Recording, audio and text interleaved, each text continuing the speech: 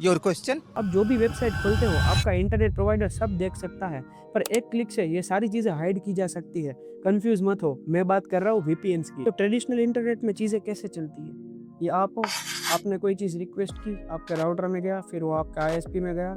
आपका आईएसपी एक पोस्टमैन जैसा काम करता है, वो आपकी रिक्वेस्ट को सर्वर तक पहुँचाता है। ये होता है ट्रेडिशनल इंटरनेट रिक्वेस्ट वर्किंग। अब समझते हैं कि एक्चुअल वीपीएन कैसे काम करता है। आपके लोकल में आप जब भी कोई भी रिक्वेस्ट करते हो, डेटा एन्क्रिप्ट हो जाता है। फिर जाता है वो आईएसपी के पास, आईएसपी को एन्क्रिप्टेड डेटा मिलता है ताकि उसको कुछ पता नहीं चलता कि आप कहाँ पे रिक्वेस्ट कर रहे हो, क्या कर रहे हो। वो एन्क्रिप्टेड डेटा को भेजता है वीपीएन सर्वर के पास, वीपीएन सर्वर उस डेटा को डिक्रिप्ट करता है और पता लगाता है कहाँ पे आपकी रिक्वेस्ट पहुँचानी है और वो पहुँचा देता है। तो यहाँ पे वही है कि जो एक्चुअल सर्वर होता है उसको लोकेशन दूसरी मिलती है और आईपी एड्रेस भी वीपीएन का मिलता है, आपका नहीं मिलता क्योंकि वो आपके बिहाफ में यहाँ पे रिक्वेस्ट कर रहा है। इंटरनेट प्रोवाइडर को तो कुछ दिख ही नहीं रहा है क्योंकि जो रिक्वेस्ट है वो इनक्रिप्टेड है। लेकिन रुको, इस काम के लिए तो वक्त ही वक्त है। अब तो डेटा वीपीएन कंपनी के पास जा रहा है, वो तो आपका डेटा डिक्रिप्ट कर रहा है। तो वही बात है कि आपने प्रॉब्लम को सोल्व नहीं किया, सिर्फ आपने अपना जो ट्रस्ट है उसको शिफ्ट किया इंटरनेट प्रोवाइडर से वीपीएन पे।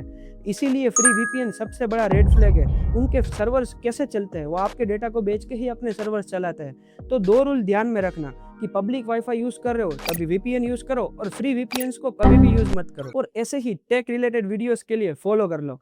Catch you in the next one.